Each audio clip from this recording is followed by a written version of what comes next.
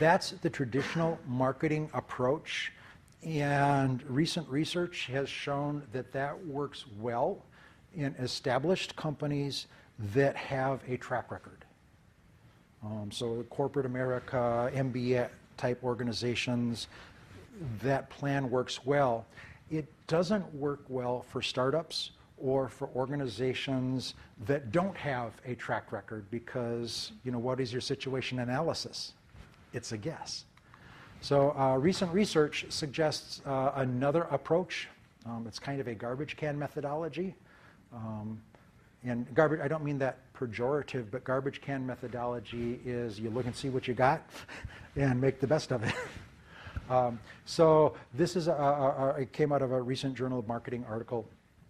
The idea is that a traditional marketing plan is great if you have the track record. If you don't have the traditional marketing plan, then networking is a better approach to understanding the situation, to identifying strengths and weaknesses rather than formal market research. And typically for startup organizations, there's a race to the bottom, especially with small organizations. I'm afraid that my competitors are going to undercut me, so I want to compete on price, compete on value. And that's not usually the optimal way to approach. It's better to have a smaller, more profitable company than a large company that loses money. So this is the plan. Memorize it, execute it. So this basically says, rather than starting out with these are the objectives and these are the strategies that I'm going to do to achieve the objectives, you start out with what do I got? What do I want to do? What are my strengths? What resources are available to me? Based on that, what things might I want to do? And then I network with folks and find out maybe some opportunities happen. Based on the opportunities that happen, I choose a path, and then I start doing that, and once I've done that, I have more connections, I have more experience, and I might find additional opportunities. It's more of an organic approach. This approach tends not to optimize profits. It tends to be less profitable than the traditional market planning approach, but it's much less risky. The chances of having a significant loss are lower than with a traditional marketing plan.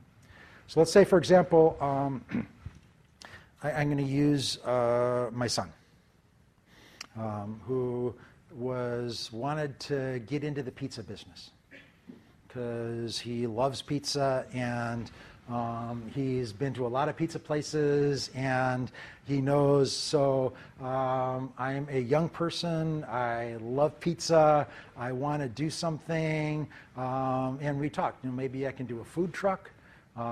Maybe I can open a restaurant, maybe I can open a takeout place, maybe I can do a home party based, those are all ways that I could get into the pizza business.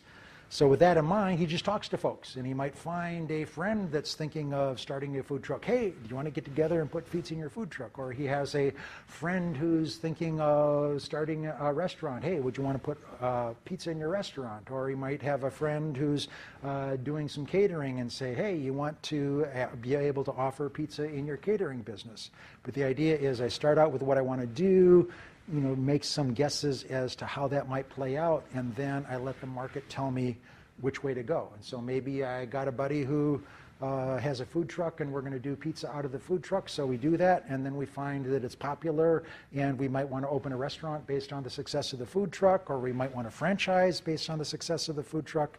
Again, the idea is rather than starting out with a plan, say this is what I want to do, let the market tell me what my next step is, and then as I learn and gain contacts and experience, I grow the business organically. Does that make sense?